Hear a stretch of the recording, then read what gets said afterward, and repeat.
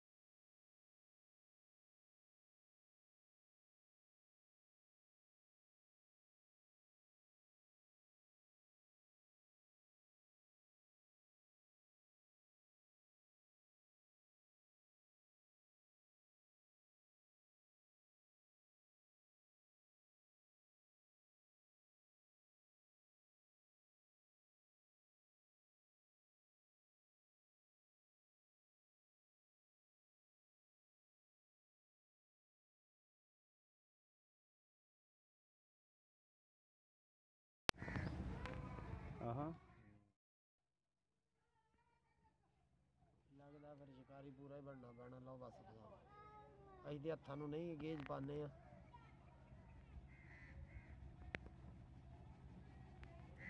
की रौला की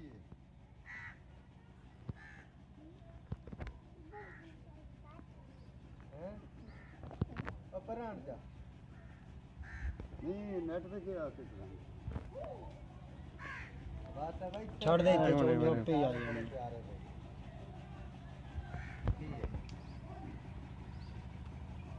चलो ਤੁਹਾਡੀਆਂ ਤੋੜਨੇ ਸੱਚ ਮੈਂ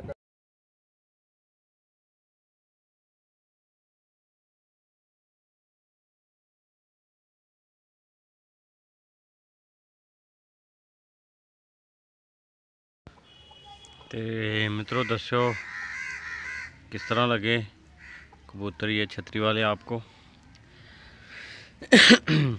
और लाइक भी करना, कमेंट्स भी करना और साथ में चैनल को भी सब्सक्राइब करना।